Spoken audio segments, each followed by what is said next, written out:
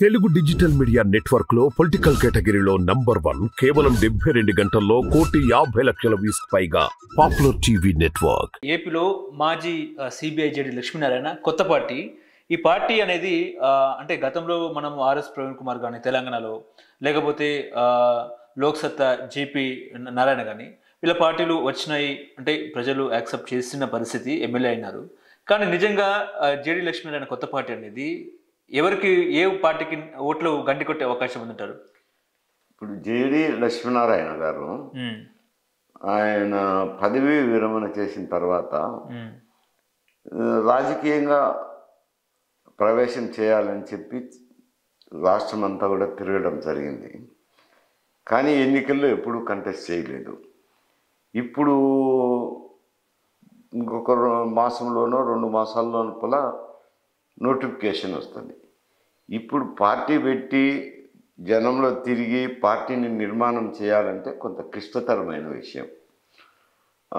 ఆయన కాపు కులానికి సంబంధించిన వ్యక్తి కాబట్టి కాపుల ఓట్లను చీలిక తేవాలని చెప్పి జనసేన, వైఎస్ఆర్సీపీ, తెలుగుదేశం కలిసినప్పుడు కొంచెం వైఎస్ఆర్సీపీ వాళ్ళు ఎంకరేజ్ చేస్తున్నారనే ఒక అపవాదు కూడా ఉంది, పత్రికల్లో వచ్చినట్టే. కానీ ఒక వ్యక్తి వచ్చి సడన్గా ఆల్ ఆఫ్ సడన్గా పార్టీ పెట్టినప్పుడు కొద్ది అంత చీలుస్తారు, నష్టం చేకూరుస్తారు అనే ఇదైతే ఉండదు రాజకీయాల్లో. అది కొంత సమయం ఉండాలా, దాదాపు సంవత్సరం ఉండాలా, ప్రజల్లో తిరగాల. ఆయన సిద్ధాంతాలు, ఆయన వ్యూహాలు, ఆయన వ్యవహారాలు, పార్టీ నిర్మాణము ఇవన్నీ బేస్ చేసుకుంటే అప్పుడు ఇబ్బందికర పరిస్థితి ఉంటుంది. ఒక వ్యక్తి ఇప్పుడు తిరిగినంత మాత్రాన ఏదో ఓట్లు చీలిపోతాయి, నష్టం జరుగుతుంది అనేది ఉండదు. ఆ స్పేస్ ఉందా? ఏపీలో కొత్త పార్టీ పెట్టే స్పేస్ ఉందంటారా ఇప్పుడు? ఇప్పుడైతే లేదు కదా. ఇప్పుడైతే జనం పోలరైజ్ అయిపోయినారు. తెలుగుదేశము, జనసేన ఒకటిగా పోటీ చేస్తారని దాదాపు సంవత్సరంగా జరుగుతుంది. ఆ అలయన్స్కు కొంత ప్రజానీకం అట్రాక్ట్ అయ్యి ఉన్నారు. వైఎస్ఆర్సీపీకి వాళ్ళ ఓట్లు, వాళ్ళ ఓట్ బ్యాంకు వాళ్ళకు ఉన్నాయి. ఇట్లా ఈ 2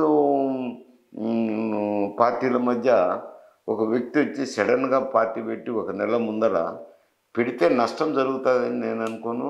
దానివల్ల లాభము ఉండదు. ఆయన గెలిస్తే గెలవచ్చు, అన్న ఒక సీటు 6 సీటు పెట్టుకున్నప్పుడు. ఇప్పుడు ఏపీలో సీఎం జగన్మోహన్ రెడ్డి ఎవరైతే ఏ పార్టీ అంటే ఏ నాయకులపై, ఏ ఎమ్మెల్యేలపై వ్యతిరేకత ఉందో వాళ్ళని మారుస్తున్న పరిస్థితి. అంటే సిట్టింగ్లకు ఫిట్టింగ్లు పెట్టే అవకాశమే చేస్తున్నారు ఆయన. ఎట్లా చూస్తారండి? ఆయనకు భయం ఏర్పడిందా తెలంగాణ ఫలితాలు చూసిన తర్వాత, కేసీఆర్ ఓడిపోయిన తర్వాత? అలాంటి ఫలితాలే ఏపీలో ఉండే అవకాశం ఉన్నట్టు ఏమైనా అనిపించిందా జగన్మోహన్ రెడ్డికి? అందుకే ఎమ్మెల్యేలు మారుసే అవకాశం ఉందా?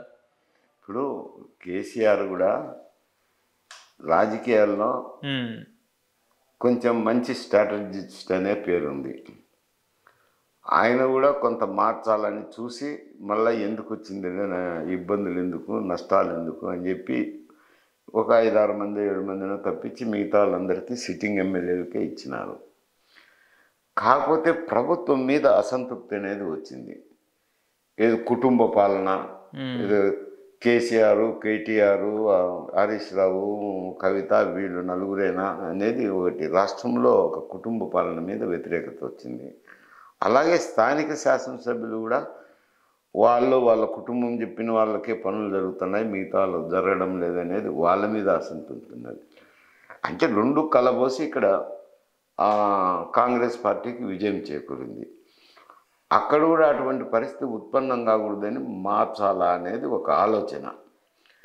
మార్చినప్పుడు ఏమవుతుందంటే it is a decision between deep sea devil. అంటే ముందుకు పోతే నుయ్యి, వెనక్కి పోతే బావి అన్నట్లు ఉంటుంది పరిస్థితి. మార్చినారనుకోండి, అతనికి ఎంతో కాస్త కూస్తో బంధుగణాలో వర్గమో ఏదో ఉంటుంది, చెరుపు చేసే అవకాశం ఉంది కదా. టికెట్ ఇవ్వలేదని చెరుపు చేసే అవకాశం ఉంది. ఇవి దృష్టిలో పెట్టుకున్నప్పుడు బ్యాలెన్స్డ్గా యాక్ట్ చేయాల్సింది ఉంటుంది. ఒక అభ్యర్థులను మార్చినంత మాత్రాన్ని విజయాలు చేకూరుతాయని నేను అనుకునేదాన్ని.